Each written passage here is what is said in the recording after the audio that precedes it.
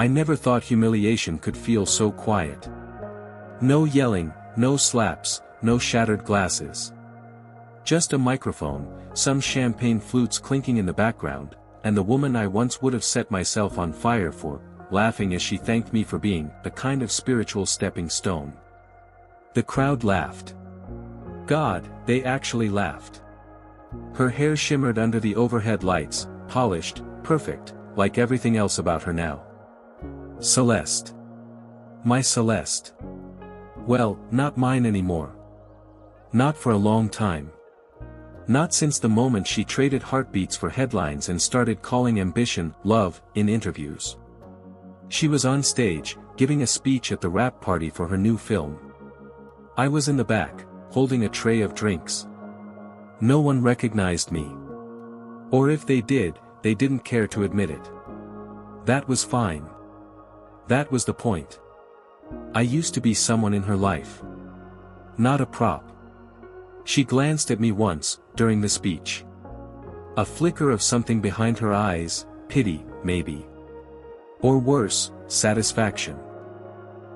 We all have someone who believed in us before we believed in ourselves, she said into the mic, pausing dramatically. And sometimes, we outgrow them. I swear the ceiling shifted. My ribs felt like they were tightening around my lungs. I didn't cry. I don't do that anymore. The night dragged on with small talk and fake laughter. I kept moving, invisible. Until the producer, some slick guy named Ryder, pulled me aside and handed me a sealed envelope. From Celeste, he said, smirking like we were in on the same joke. She says welcome aboard. Inside was a contract. Her new project. A 6-month gig. Production assistant. It was like being invited back into a burning house, only this time I'd be in charge of fetching matches. I almost tore it up. Almost. But something held me back. Not pride, God knows that was gone. Not love either, not anymore. No, what stopped me was colder. Clearer. Something I hadn't felt in years. Purpose. She thought I was too broken to matter. That I'd crawl back for scraps just to be near her orbit again. But this time, I wasn't here to orbit. I was here to tilt the whole axis. People think heartbreak is loud. Crying in the rain, screaming in kitchens, broken glass and slammed doors. But the real kind, the kind that carves itself into your bones, makes no sound at all. It happens quietly. Like watching paint peel. Or a star flickers out and you're the only one who notices. That's what it felt like with Celeste. We met in a dusty black box theater on the edge of downtown, both nobodies auditioning for a play no one would come see. She walked in wearing mismatched earrings and boots that had seen better wars. Her hair was too big, her smile too wide, and her laugh came too fast, like she was always on the verge of saying something inappropriate just to see how you'd react. I was the opposite. Still learning how to be seen. Somehow, she noticed me anyway. We were inseparable from that first rehearsal. We'd run lines in stairwells and share one coffee between us. She'd fall asleep on my chest during all-night bus rides back from out-of-town gigs. Back then, everything was small and sacred. Her dreams were big, but they weren't yet sharp. She wanted to act because it was her way of surviving. Me. I acted because I didn't know how else to breathe. I never saw myself as a savior, but I was the one with the couch she crashed on when her roommates kicked her out. The one who worked double shifts so she could make that unpaid callback. The one who held her when she didn't get the role and celebrated like a fool when she did. When she finally landed that breakout role, a supporting character in some low-budget streaming series, she cried in the bathroom for 20 minutes. Said she was scared it meant we were growing up. That we were no longer just the two of us against the world. Looking back now, that was the beginning of the end. Enter Jason. He was charming in a curated way. Like a man who knew how to dress just rugged enough to seem deep, but never actually risked being sincere. A screenwriter with connections. Old money. The kind of guy who called people kids, even if they were older than him. I didn't hate him at first. We all ran in the same orbit, and I was too trusting to spot what was happening. They started writing together. Or that's what she told me. He'd drop by late at night, scripts in hand, and they'd hole up for hours. I convinced myself it was just professional, told myself not to be the jealous boyfriend. Celeste had a fire in her when she talked about their ideas. She said Jason got her, creatively. I just nodded, too scared to admit I was becoming background noise in my own relationship. I didn't find out the truth all at once. I found a text, just one. Something about a weekend in Napa I hadn't known she took. And just like that, the illusions began to crumble. When I finally confronted her, she didn't cry. She didn't scream. She just looked at me, tired, like I was the one who'd overstayed my welcome. "You're too good, Eli," she said. "You hold me back because you'd rather live in reality. I need someone who can keep up with the future." Translation. Jason had money, industry pull, and a future she could graft herself onto. She walked out of our apartment that night wearing the necklace I gave her on our 3rd anniversary. I wish I could say I slammed the door behind her. I didn't. I just sat on the floor and listened to the echo of her heels fading down the hallway. And now, 2 years later, here she is again, draped in designer confidence, with producers hanging on her every word, and she has the nerve to offer me a job. As her assistant. Like I'm some wounded pet she can rehabilitate. Jason's no longer in the picture, though. Rumor is, he sold her out, leaked their co-written scripts and claimed authorship. That scandal almost tanked her career, but somehow, she spun it. She always was good at twisting pity into PR. I accepted her offer. Not because I wanted to be close to her again, but because I needed to know what it felt like to finally look her in the eye and not flinch. And maybe, just maybe, to remind her that some shadows grow sharper when the light gets too bright. There was a time when the world was small enough to fit inside our 1-bedroom apartment in Koreatown. Back then, Celeste didn't wear silk robes or talk about optics and network leverage. She wore thrift store hoodies and whispered lines to herself at 2 a.m., wrapped in a blanket burrito, eyes wide with hope and caffeine. We didn't have much: cheap ramen, a second-hand couch with springs that bit into your back, and dreams we pretended weren't killing us slowly. But she made that space feel like a universe. And for a while, I believed being poor with her was still a kind of wealth. She'd lie with her head in my lap after another failed audition, fingers absent-mindedly tracing my palm. "You're too good for the industry, Eli," she'd say. "You've got depth. Real actors have that hollow ache in their eyes, you've got it, but you smile anyway." Funny how compliments can age into curses. We met in a workshop production of a reimagined Hedda Gabler, you know, the kind of off-Broadway play where the audience consists of 3 friends, a confused tourist, and someone's dog. She was fired on stage. Raw. Unfiltered. When she flung that chair across the stage during rehearsal, everyone went silent. I fell in love with her at that moment, not because she was loud, but because she wasn't afraid to be. She said she fell for my stillness. "You're like a tree," she'd whisper when we walked through the park. "Rooted. Solid. I could wrap myself around you and never fall." Looking back, maybe that was the first warning sign. People don't love trees. They lean on them until they break. Our love was built on long nights, wine-stained scripts, and shared ambition. She wanted stardom. I wanted artistry. At first, those things felt like branches from the same trunk. She auditioned like her life depended on it. I took roles in black box theaters where half the audience was asleep. But I was proud of her. Hell, I was in awe of her. She started getting callbacks, then small roles, then suddenly a web series that went viral. I remember the night it aired. She screamed so loud she startled our upstairs neighbor's cat into falling off the fire escape. "Eli, we're on our way," she yelled, dancing barefoot on the kitchen tiles. We were broke, but she popped a bottle of $5 sparkling cider and poured it into wine glasses like it was Dom Perignon. That night, she kissed me like I was part of the miracle. And I believed I was. Things changed slowly. Her agent started sending her scripts I never got to read. I asked once, just once, if she wanted to workshop one together like old times. She smiled and said, "They're not really your kind of thing. You like layered stuff. These are big audience pieces." At the time, I let it go. Told myself she was protecting my artistic integrity. But the truth was, she was outgrowing me, and trying not to look guilty about it. We still had our moments.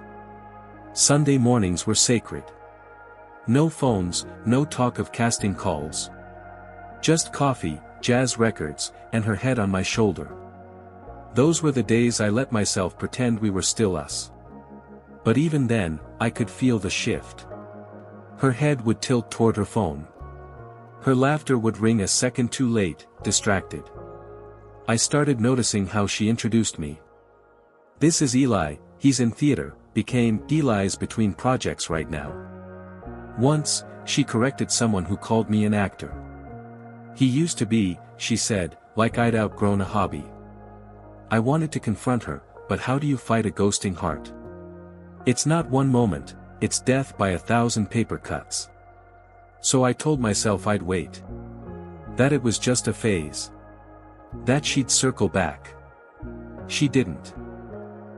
One night, after a benefit gala I couldn't afford a ticket to, she came home drunk on champagne and validation. She flopped onto the bed, her eyes glazed. "Eli," she slurred, "what if I got you on set next week? Not as an actor. As a consultant or something." Something about the way she said it, like throwing me a bone, made something cold bloom inside me. Still, I smiled. Sure. Whatever helps. Because I still loved her. Because back then, I hadn't yet learned the difference between loyalty and surrender. There's a moment before betrayal cuts deep when your gut knows, but your heart begs for denial. It whispers, "Don't look too hard. Maybe this isn't what it seems." That was me for weeks. Pretending not to notice the late-night texts Celeste would quickly swipe off her screen. The way she suddenly started locking her phone, dressing sharper, laughing harder at someone else's jokes I hadn't told. We were both auditioning for a new pilot, something raw and character-driven. I helped her tape her self-read at 2 a.m., coached her through the monologue even though I'd wanted that role too. She landed it, of course. The studio couldn't resist her, not with that magnetic glint in her eyes and the way she could turn a line into a confession. And I was proud, at first. She told me she'd bring me in on the writing team, and said the producers were open to a rework. I stayed up for 3 nights straight helping her tighten the dialogue, deepen the arcs, and make it sing. I wasn't looking for credit, I was just happy to be building something together again. We used to dream about that. Until the first draft of the pilot dropped. Written by Jason Marlowe. Jason. My friend. My best man if we'd ever gotten that far. The guy who used to crash on our couch eating cereal straight from the box and calling Celeste, sis. I stared at the screen for a long time. Scrolled through the whole PDF, looking for anything. An acknowledgement, a note, a ghost of my fingerprints on the pages. Nothing. Just Jason's name in bold. Celeste's in gold. Mine. Gone. I confronted her the same night. She was in the bedroom, in her silk robe, standing in front of the vanity with her hair pulled into that lazy knot she always wore when she wanted to look effortlessly unbothered. "Why is Jason the sole writer on the script?" I asked, voice level. She didn't even flinch. Just kept dabbing her lip with gloss. "Because he is. I wrote half of those scenes, Celeste." I stayed up all night. You helped, she said, like that should have been enough. Jason structured it. He knows the industry language. I needed it to look clean for the execs. Clean. Or clean off me. She finally turned to face me. Don't start. I knew you'd make this about your ego. I laughed. It sounded brittle in my own ears. My ego? You used me. You used us. Don't be dramatic, Eli. You're not exactly a screenwriter. The words slapped harder than I expected. Not because they were cruel, but because she believed them. You were never going to take me with you, were you? I asked quietly. All that talk about building something together, that was just comfort noise. She walked past me, reaching for her phone. I didn't think you'd react like this. Honestly, I thought you'd be happy for me. I watched her fingers scroll casually through her notifications, no guilt, no hesitation. You're sleeping with him, aren't you? I said it more like an afterthought than an accusation. She paused. And that pause was louder than any confession. I didn't plan it, she finally said. It just happened. We were working late. We connected. You connected, I repeated. While I was in the next room, writing lines you'd recite for him. She put her phone down. You want the truth? I outgrew us, Eli. You're stuck in stage plays and moral purity, and I need more. I need people who move fast, who know how to win. She said it with the finality of a business decision. I carried you through auditions, I said, voice trembling now. I let my career die so you could fly. And now you're telling me I'm holding you back. She sighed like I was a burden. You were at the rehearsal, she said. This is the real thing. I think that's when something inside me turned to stone. I didn't scream. Didn't pack my things with rage. I left the way a shadow leaves when the light changes, quietly, completely. For months after, I stayed off the grid. Deleted socials. Worked construction gigs, built stages I'd never perform on. I tried not to think about her face on billboards, her voice in interviews thanking those who believed in her from the start. I wondered if I'd ever existed in her story, or just been background noise until she could upgrade to someone shinier. Then one night, scrolling in a diner at 2 a.m., I saw a post. Jason. In an interview. Smirking. Yeah, I helped polish the scripts, he said. She had some good ideas, but let's be real, it needed a writer's spine. The comments section was on fire. People calling Celeste a fraud. Rumors circulating that Jason ghostwrote most of her work. The studio pulled the second season. Sponsors backed out. And that's when my phone buzzed. Celeste, I need someone I can trust. Come work on my next project. You'll have full creative input. It's yours as much as mine. No apology. No guilt. Just a queen trying to move her pieces before the board collapsed. I stared at the message. And I smiled. Because now, I finally saw the whole game. And this time, I wasn't going to be her pawn. They say when your heart breaks, it's loud, shattering glass, collapsing walls, all that melodrama. But when she told me, you were at the rehearsal. This is the real thing, it didn't break me. It hollowed me. Like a theater after curtain call. Silent. Abandoned. Still smelling faintly of performance. I walked out of her high-rise that night and didn't take anything with me. Not my scripts, not the laptop we used to share, not even the jacket she gave me on our second anniversary. I left it all in the chair by the window. She didn't even notice. The worst part? She didn't try to stop me. For a while, I convinced myself that I preferred it that way. That it was clean, final. But I lied to myself so I wouldn't scream into the darkness of my shitty sublet, where the heating groaned louder than my thoughts. I went from building a life with her to building sets for people who wouldn't even remember my name when the credits rolled. Each morning, I woke up in that lumpy futon with the weight of her absence sitting on my chest. Not because I missed her, at least, that's what I kept telling myself, but because I missed the version of myself I was when I believed in us. I took jobs under aliases. Avoided industry people like they were toxic mold. Laughed when anyone asked what happened to Eli Mercer, the guy who used to light up indie festivals with his monologues. He caught fire, I'd say. Then he turned to ash. I stopped writing. Words felt pointless.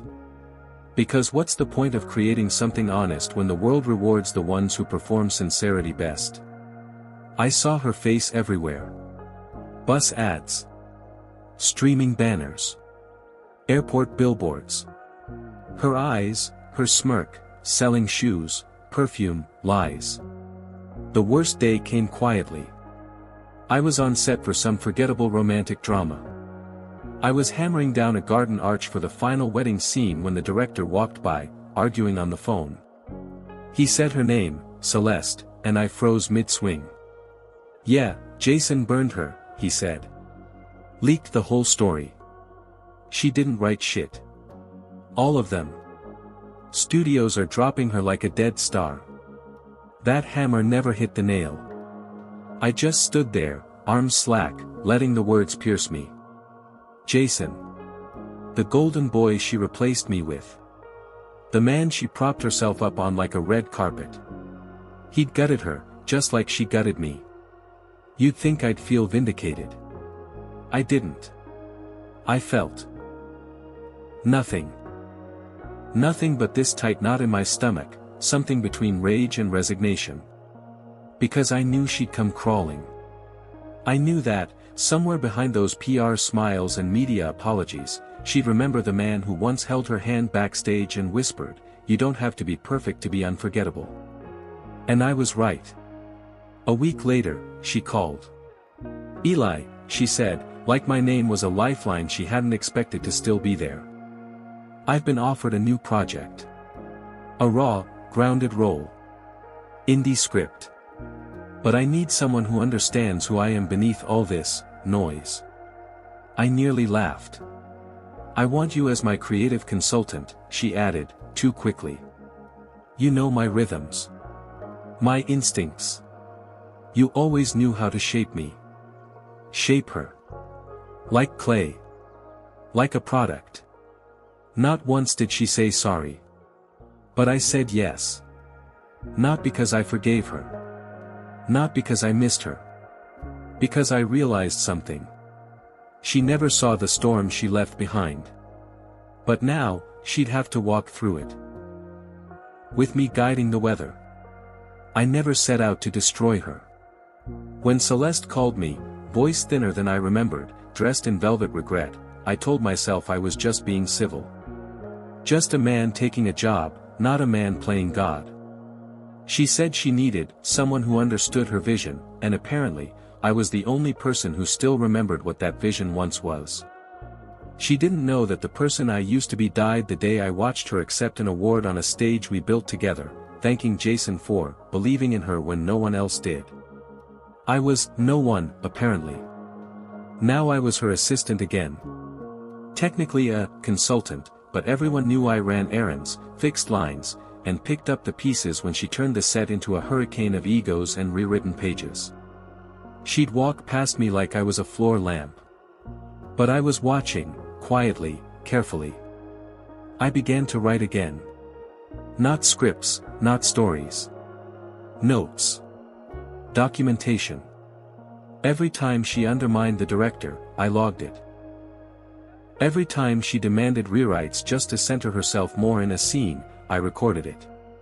She'd fire a makeup artist for not capturing her emotional glow, and scream at the lighting team for being too honest.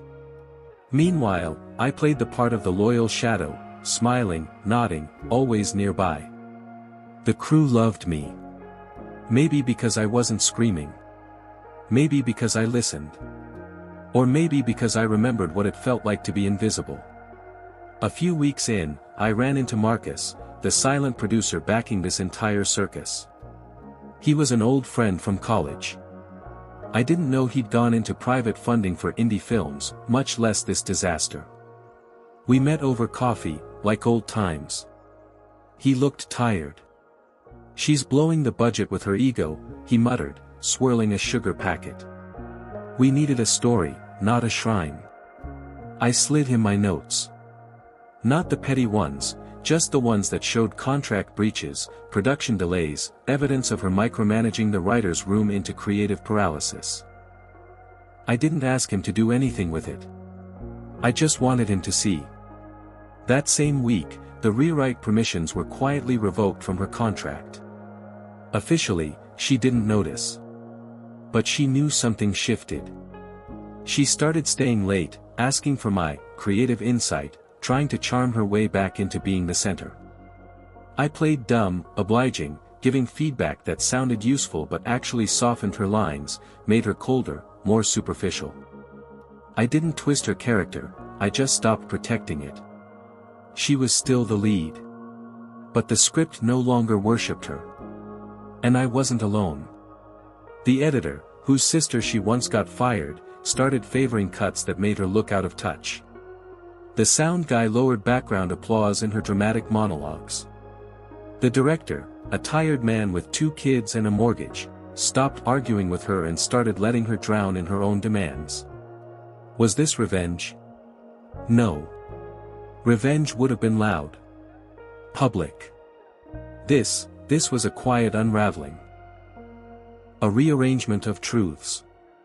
I didn't burn her house down, I just pulled out the nails and waited. Still, some nights, I lay awake wondering if I'd become what she once was. Calculated. Ruthless. Empty. But then I'd remember the look in her eyes when I delivered her coffee on day 1. She thought I'd come crawling back. She thought proximity meant submission. That I still needed her glow to feel alive. No. I didn't want her spotlight anymore. I wanted her to see what it felt like when the man she underestimated rewrote the entire script of her life, word by word, frame by frame, without ever raising his voice. And when the lights finally dimmed, she'd realize, I wasn't trying to win her back. I was teaching her what it meant to lose me. It was a quiet kind of revenge. Not the loud, theatrical kind that ends with slammed doors or social media exposés. No, mine was silent, measured, like pulling a thread until the whole fabric collapses. And Celeste never saw the thread in my hand. I remember the first day on her set as her creative consultant. A glorified assistant, really. She introduced me to the crew with that manicured smile, voice sugary enough to rot teeth. "This is Eli," she said, "brilliant mind, old friend." Old friend. As if she hadn't once told me I was dead weight. I smiled. Didn't correct her. That was the key, never correct her. Let her live inside her curated fantasy while I rearranged the walls around her. The cast didn't trust her. You could feel it in the quiet after she left a room, in the glances they threw when she demanded scene rewrites that only served her ego. I watched, waited, and stepped in where she overreached. The actors started asking me for directions. The camera guy passed me notes on blocking. The script supervisor. She confessed Celeste kept changing lines to fit her aesthetic, not the character's logic. It was almost too easy. My opportunity came when I discovered the real investor wasn't the fool she thought she'd charmed, it was Nico Avies, an old friend of mine from our NYU days. Nico always had a sharp eye for rot hiding beneath glitter. "Jesus, Eli," he muttered when we caught up in his trailer. "You're working for her now." I shrugged. Not for her. For the story. He leaned back, brows raised. "Is this payback?" I didn't answer. I didn't need to.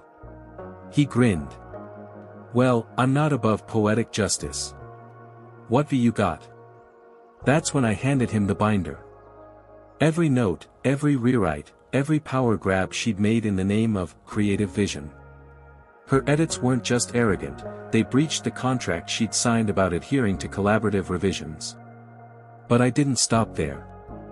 I started ghost rewriting her scenes. Small changes at first. Subtle. Lines that exposed the vanity she thought she was hiding.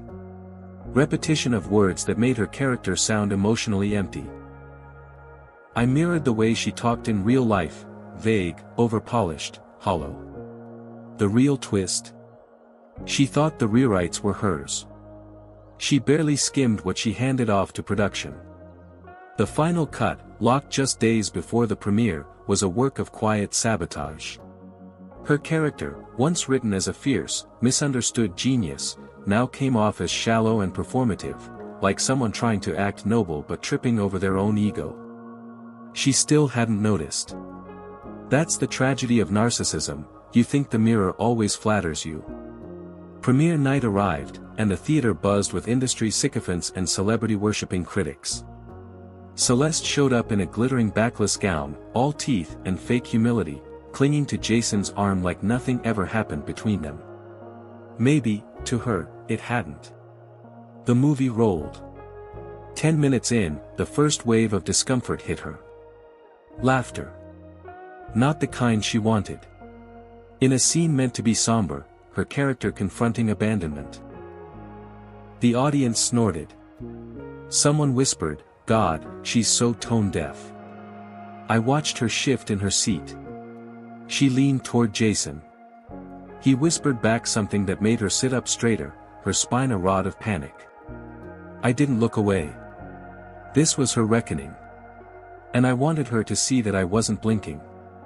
The Q&A followed. The moderator gushed, the audience clapped, and Celeste grabbed the mic, grinning wide. "I'm so proud of what we've built," she said.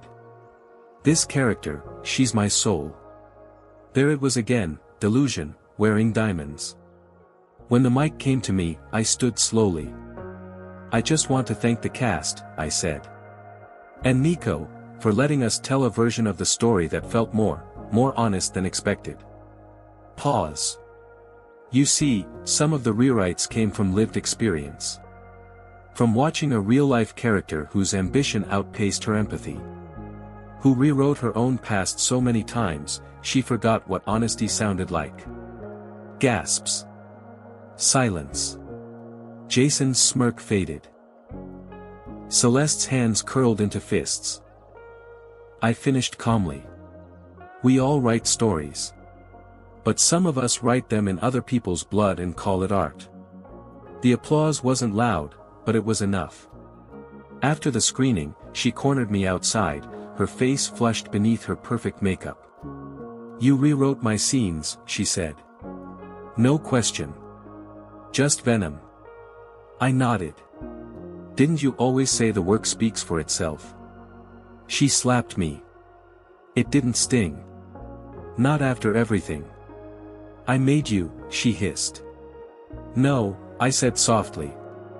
"You unmade yourself. I just let the camera catch it." She looked like she might cry, but didn't. Of course she didn't. That would mean admitting she felt something real. I left her there, trembling in the golden glow of a spotlight she could no longer control. And as I walked away, I realized I didn't feel triumph. Not exactly. What I felt was peace. The kind you get not from vengeance, but from being seen, finally, as more than the man behind the curtain. She stood across from me in the empty screening room, her arms crossed like a shield she didn't realize was full of holes. The silence was heavier than the applause still echoing in my ears from the premiere earlier that night. "You humiliated me," she finally said. Her voice wasn't trembling. That would have meant she still felt something real. No, it was flat, tired. "I didn't set out to," I replied, staring at the blank screen between us. But I also didn't stop when the truth came knocking. Celeste's eyes flicked up, the fury returning.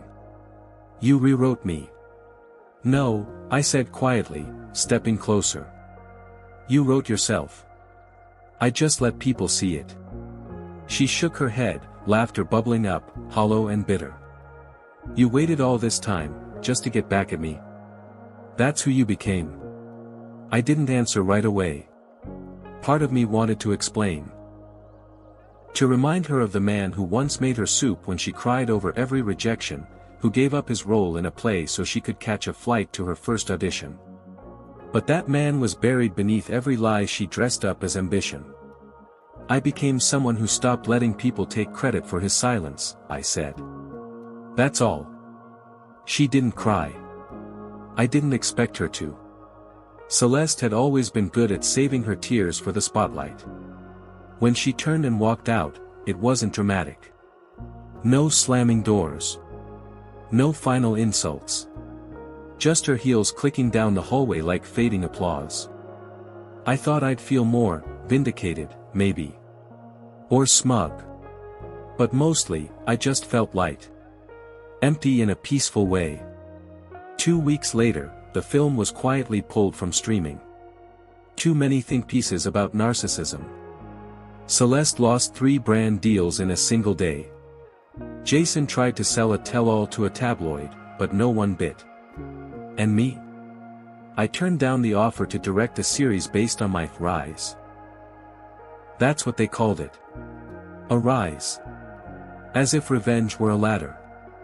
I didn't want to spend the rest of my life climbing toward people I no longer respected. Instead, I took a job at a black box theater downtown. The kind with leaky roofs and plastic chairs. On opening night, one of the young actresses froze mid-monologue. I stepped onto the stage, gently placed my hand on her shoulder, and whispered the next line into her ear. She smiled, exhaled, and found her rhythm again. Later, she thanked me like I'd saved her life. I just nodded. I knew the feeling, being lost in the lights, needing a voice to guide you back. I don't think of Celeste often now. When I do, it's not with anger. Just understanding. Some people love like a mirror, they only see themselves in you. And when you stop reflecting on them, they think you've disappeared. But I hadn't vanished. I just stepped out of her frame. And for the first time in years, I was finally starring in my own story.